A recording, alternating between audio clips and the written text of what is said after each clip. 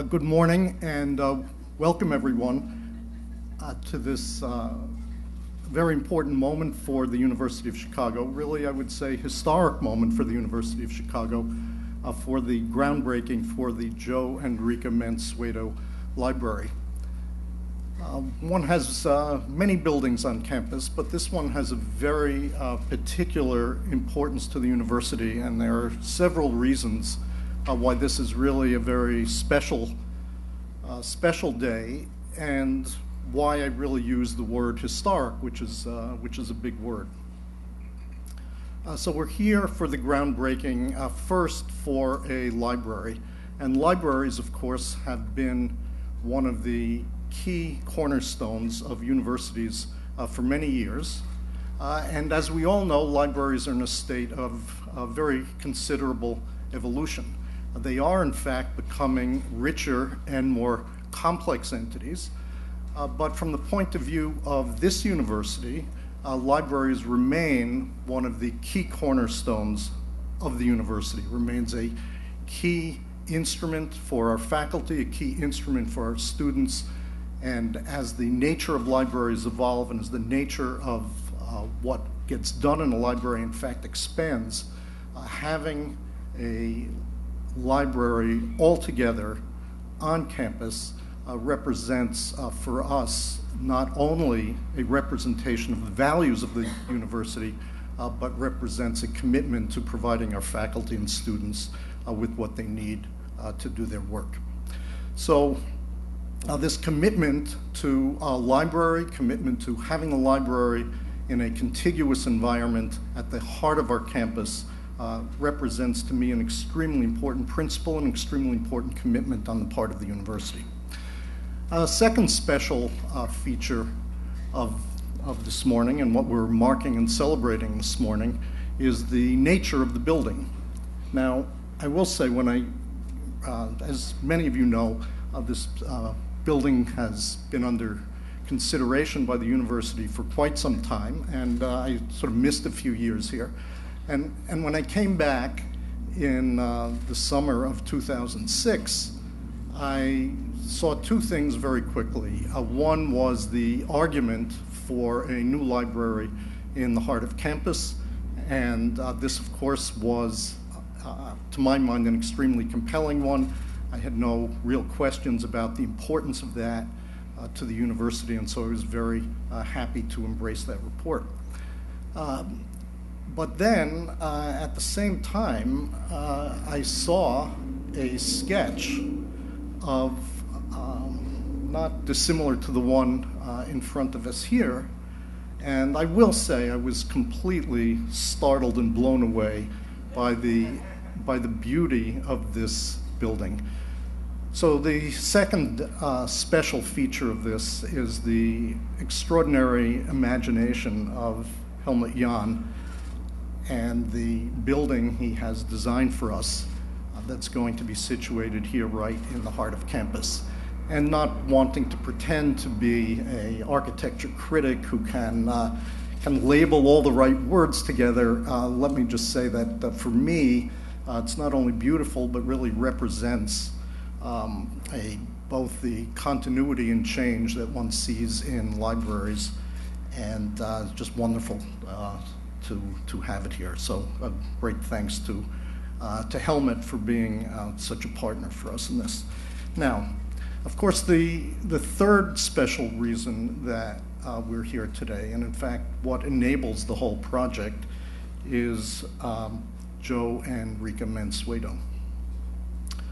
So here we have two alumni of the University of Chicago who share the university's values, and which we know are very distinctive. The university is a very distinctive institution with a very clear set of values that are obviously embraced by Joe and Rika, that they have the vision to understand the importance of a library in the heart of campus and fulfilling those values, and they have the commitment and the extraordinary generosity to make this happen.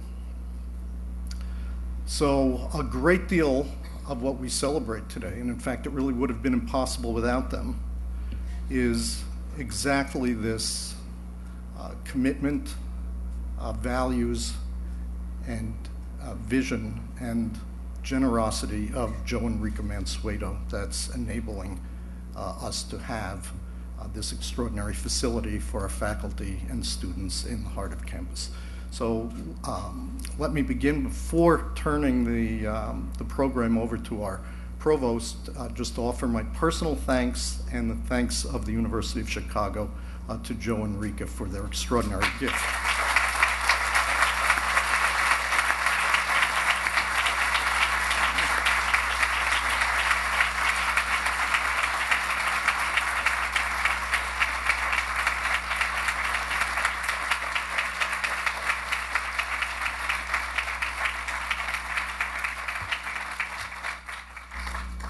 Now, I'm going to pass the microphone over to Tom Rosenbaum, who has done something that's going to be invisible to most of you. But this is a complicated building.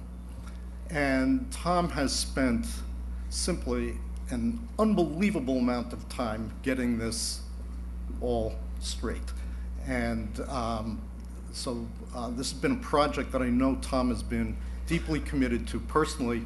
So I'm very happy to introduce our provost.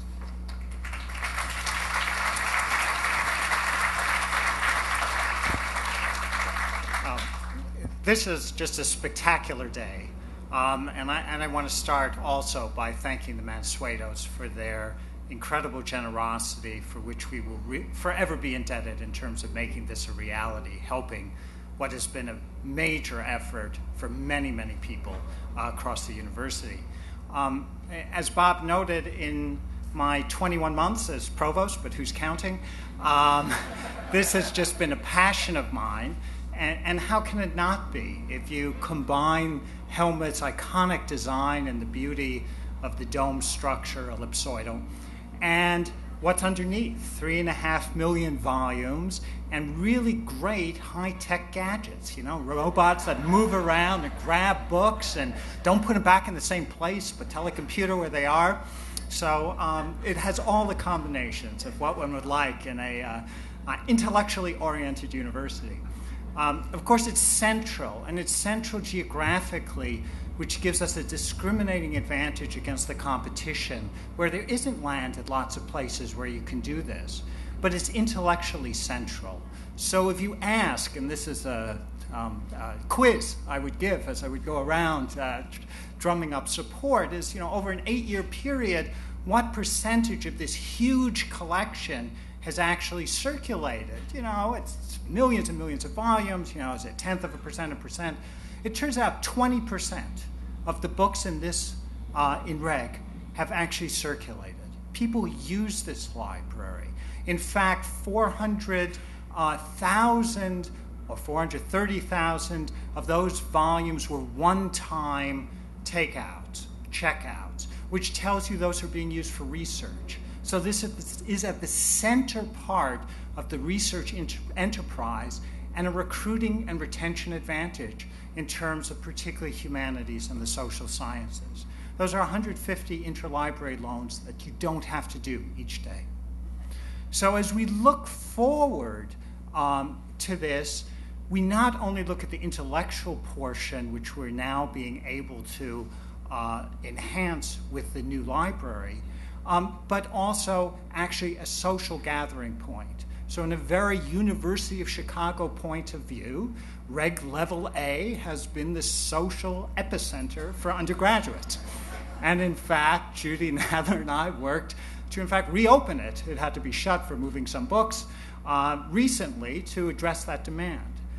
This is, you know, down in the bowels. Just imagine when this incredible reading room is present here. It will be populated day and night. So there will be lots of social events here, not only intellectual events, or maybe I shouldn't distinguish the two here. In a very Chicago sort of way, I'd also like to pick out 3 people to thank especially. And it's very Chicago, and that's a partnership between trustees, staff, and faculty. So first of all, I want to thank Mary Lugorno for her advice, her help continually from the beginning of this project to the end. I also wanted to thank, of course, Judy Nadler, whose professionalism and passion for this project just kept it going. And finally, I want to thank Andy Abbott, who you'll hear from next, who led the faculty effort and study to make the case for the need for this library. Any statistics that you heard from me, if they're wrong, are Andy's fault.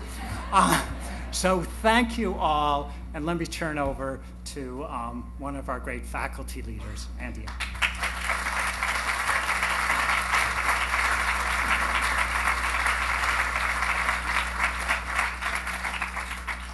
Thanks, Tom. It is the peculiar genius of the University of Chicago that every major question, however it may have begun, becomes in the last analysis an intellectual question.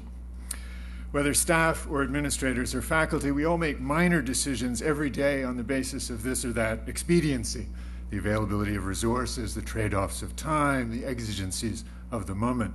But when major questions arise, someone always raises the central intellectual issues, and like an old army frittering away its time in garrison, we tumble out of our comfortable billets, throw on our gear, and head back out into the field to take on the big issues in dubious battle upon the plains of intellectual strife. So it has been with this magnificent library. When Martin Runkle told Richard Saller 5 years ago that Regenstein would soon be full, the troops heard the call in the distance. A faculty committee chaired by Richard Helmholtz considered options on and off site, and immediately issues of research practice began to arise. How do faculty actually do research? What do students do in the library now, and how is that changing? It was dissatisfaction with our knowledge about these questions, as much as with the two drastic options considered by the committee, that led to the formation of the Joint Faculty Librarian Task Force on the Future of the University Library. Faculty interest and concern grew. Conversations percolated in the corridors and the coffee shops. Under Judy Nadler's charismatic leadership, the librarians began to make clearer plans and to think in detail about more complex options. It's striking, too, that in this phase, the outside consultants who had drafted the original options for the Helmholtz Committee disappeared from the process. This had become our battle to fight out among ourselves in our own way on the basis of the real intellectual issues. Now, from the task force process emerged not only a detailed study of our library that's unmatched in recent library literature, but also the beginnings of a theory of library research. Surprisingly, such a theory has never existed. No one's ever sat down and asked exactly how it is that knowledge is produced by the activities of hundreds of lone scholars going into a big building full of books, reading sources to which their hunches and intuitions guide them, and then writing up their thoughts, which in turn go into the library for the next scholar to read. We have dozens of theories of scientific knowledge, but no real theory of this other form of knowledge, and indeed there remain skeptics who are not fully persuaded that it is knowledge. This question of the normative form of library-based knowledge is the intellectual puzzle that has emerged from the debate among faculty, students, librarians, administrators, trustees, and others as the core intellectual question involved in building this library. And it's because we have confidence in our preliminary answers to that question that we have decided as a community to do what no other university in the United States is doing, to build a great new library. We are indeed at a crossroads. The vast technological revolution in the storage and retrieval of information has seduced us into thinking that storage and retrieval of information are the central techniques of knowing, and that whatever those things enable is what we shall call knowledge. This library stands for our belief that at least one crucial variety of knowing, the variety that dominates the humanities and the social sciences, is something other than just storage and retrieval.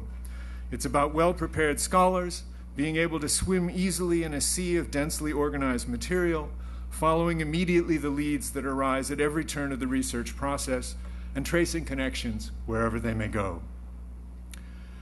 We do not yet know exactly what this kind of knowing is, how to characterize it, how to set it forth, how exactly to support it.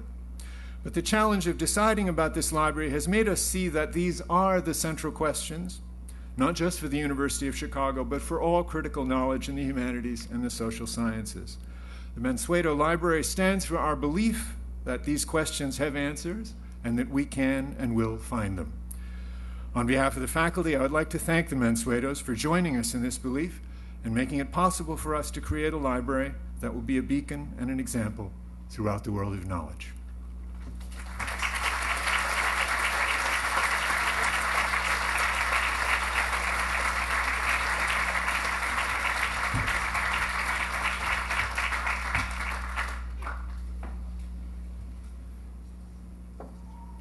I need a little additional height, but then height is not everything. For us today, the word groundbreaking stands for far more than the literal breaking of ground. It stands for groundbreaking University of Chicago research, which requires rich resources and thrives in beautiful spaces. It stands for groundbreaking synergy between technology and architectural design that will make the Mansueto Library unique. It stands for our faculty and board of directors' groundbreaking wisdom in choosing to invest in a future that is difficult to predict. And it stands for groundbreaking generosity of two alumni, Joe and Rika Mansueto, who love the university and want to share their positive library experience with generations to come, and they will. Close teamwork and partnership mark the preparations that have brought us to this point. Faculty members, architects, librarians, and university administrators and staff joined in a multi-year planning process to envision and shape the library of the future. Together, we traveled to construction sites and met with colleagues and consultants to learn from their experience. In true Chicago fashion, we engaged in a thorough debate and deliberate process to consider our options. Together, we chose a course that will achieve the greatest functionality via the most inspiring design. We learned from each other and about each other, refining our plans until we found the perfect solution. I want to thank the faculty for their strong leadership and deep investment in planning for this groundbreaking library. The Board of Trustees and University Administration for unfailing support. The architect and facilities team members for their vision and expertise. The knowledgeable library staff who have dedicated themselves to this process. And Joe and Rika Mansueto, who applauded the outcome and recognized its importance with their extraordinary gift to the university. We have started from different perspectives, and we have reached this groundbreaking day with a common voice. The Joe and Rika Mansueto Library is built at a time when universities make decisions about the future of their libraries, and when libraries must make unprecedented choices about the direction of their future. While other universities have found it necessary to do otherwise, we have had the wisdom and the resources to make an uncommon choice, to build a new library in the heart of campus. We know that we are the better for it. The Joe and Rika Mansueto Library will provide faculty and students with ready access to extraordinary wealth of scholarly resources from all disciplines. It will give us a state-of-the-art laboratories and environments that will allow us to both preserve our physical collections and to digitize unique materials so that scholars from near and far can access them online. And Helmut Jahn's bold design gives us a grand reading room that has the power to support and inspire groundbreaking research.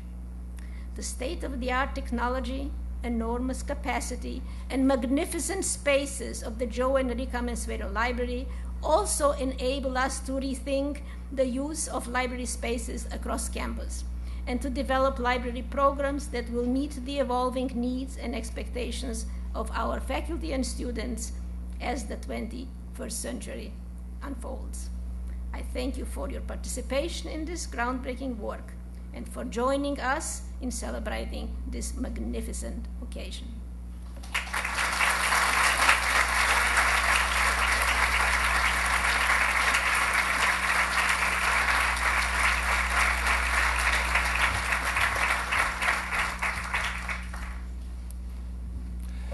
Good morning.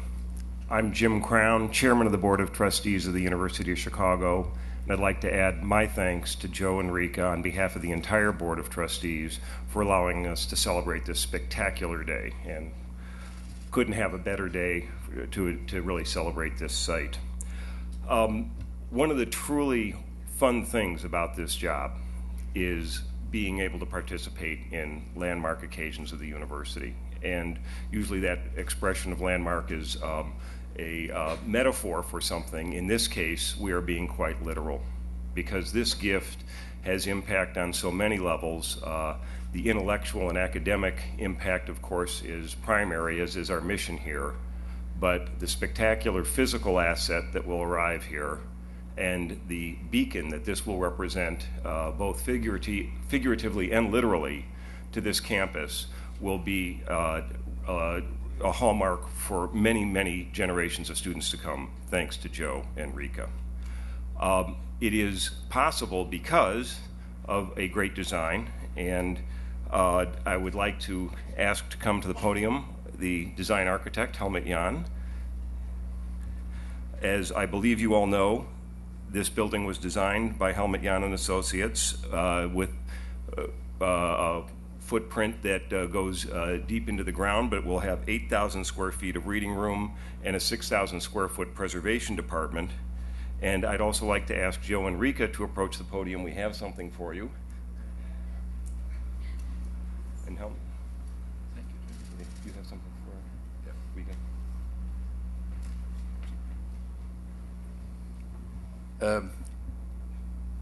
Before I proceed giving Joe and Rika some of the sketches I did in the building, I should maybe explain a little bit about the process we went through, and which led to the fact that I'm standing here today.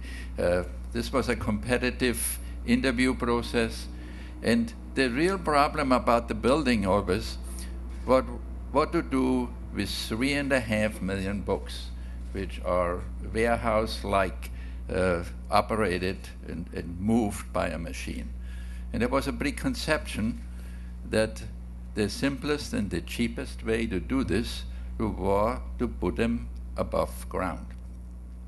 And in this series of sketches, they deal with the architect wrestling with ways how to accommodate that. And when the architect decided this wasn't maybe the best way to do it, to look for alternate ways how to do it, and ultimately recommending to the board that the books be underground and there be a very simple structure, which especially on a day like today will give a beautiful experience and really want you to be in the library. And this idea caught fire, and like any ideas, it took a certain time to reach the goal, which was between making the building work and what the building cost. And I want to use this opportunity to really thank the university, President Zimmer and Provost Rosenbaum, who, as we heard in their speeches, were really ardent supporters for this building, because I believe very much that as an architect you can't do a good building unless you have a good client. And then the Mansuetos for actually making it happen. What this building actually stands is in this campus here, which has so much history.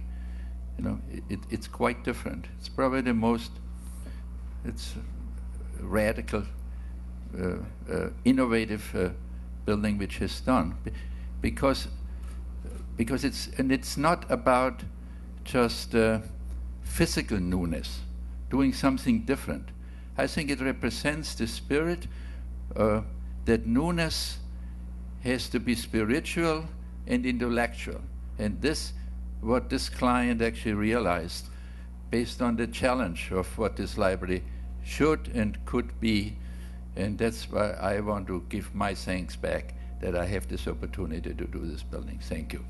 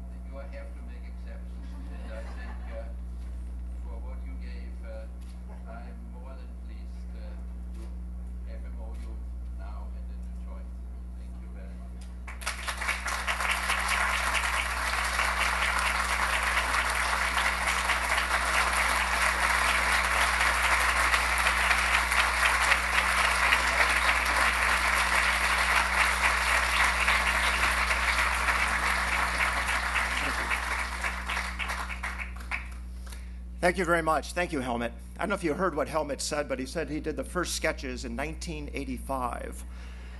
So he has been working on, 05. I misheard him standing next to him, so he's been working on this a long time, I guess is the point. But thank you very much. And, Rika and I are just absolutely thrilled to be able to make a gift to the university to enable the new library. I can remember vividly the lunch I had with President Zimmer, I believe it was last December, where he very enthusiastically described the university's plans for the new library. And I didn't go into this lunch thinking that I was going to make a gift to the university. It was the furthest thing from my mind. But I certainly left convinced I was going to make a gift. And then fortunately, that night at dinner, when I described the university's plans to Rika, she enthusiastically agreed as well. It just seemed too important a project, too significant a project to really let languish. So we're happy to provide funding to enable it. But we both loved the university's vision, and especially Helmut Jahn's design. The library really combines three of our passions: the free exchange of information, great design, and the University of Chicago. Rika and I both have very deep feelings for the university. We both went to the college here. I also went to the GSB. And it was really a formative part of our development. We believe that firmly. We spent much time studying at Regenstein and at Harper, and yes, Tom, even socializing. We truly loved our experience here and are pleased to be able to give back to an institution that really has meant so much to both of us. But we really have many other connections to the university. My firm, Morningstar, has been a great beneficiary of the university over the years. We've hired so many University of Chicago graduates. It's kind of been a running joke at Morningstar, another U of C grad. Today we employ a couple thousand people. 1,000 of them are here in the United States.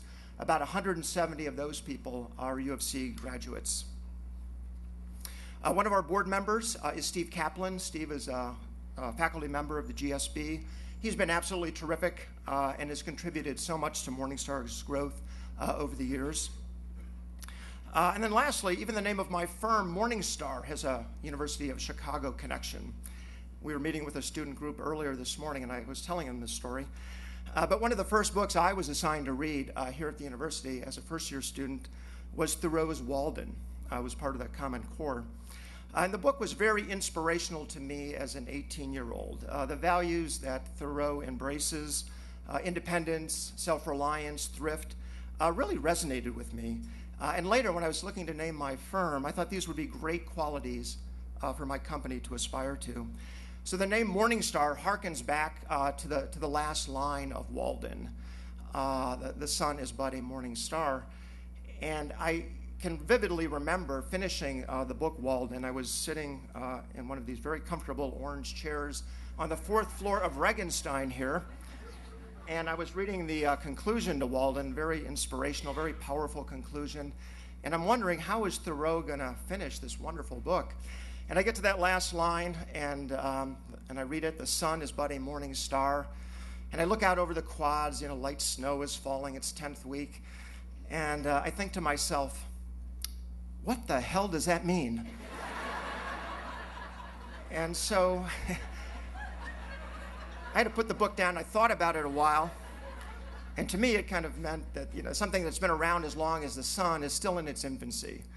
The idea of renewal, rebirth, and to me it was a very positive, optimistic statement, and so it just stayed with me, that last line and the word Morning Star.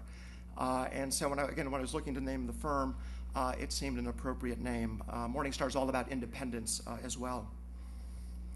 But we also really do love Helmut Jahn's design. I can't say enough. I'm a huge fan of design, and besides expanding the university's capacity, the design I think is really what sold us, on the library. I have to credit the Board of Trustees, everyone who selected Helmut Jahn, one of the leading architects of our day, to engage Helmut to do this project. Was just absolutely terrific, and it was just an ingenious solution to house the library materials below grade and to top it off with this beautiful glass dome, which I think will make just a wonderful reading room. And I really believe it has the potential to be an iconic building for the university. Now, while we are providing some financial support for the library, really many others did the heavy lifting to make this all possible. And I really would like to commend President Zimmer for his vision, John Boyer, the Dean of the College, Andy Alper, the Board of Trustees, again, for having the vision, providing the support. I think for an institution to do something like this is not easy, to kind of break ground and do something that's a little different than what most universities are doing. I think takes some courage, and I think they deserve some commendation for that. Certainly Helmut Jahn for just the innovative design that he's created. And then finally, Judy Nadler and her team for figuring out how to make this all work, all the robotics underground, using complex inventory systems that are used in manufacturing to make that work for books. I think we're all very fortunate to have such an outstanding team lead the university. So thank you very much.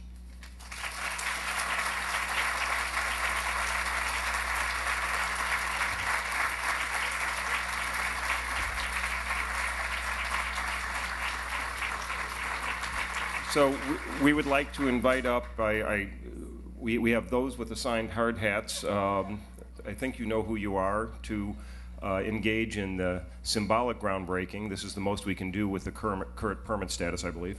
But Joe and Rika, Tom, Judy, Helmut.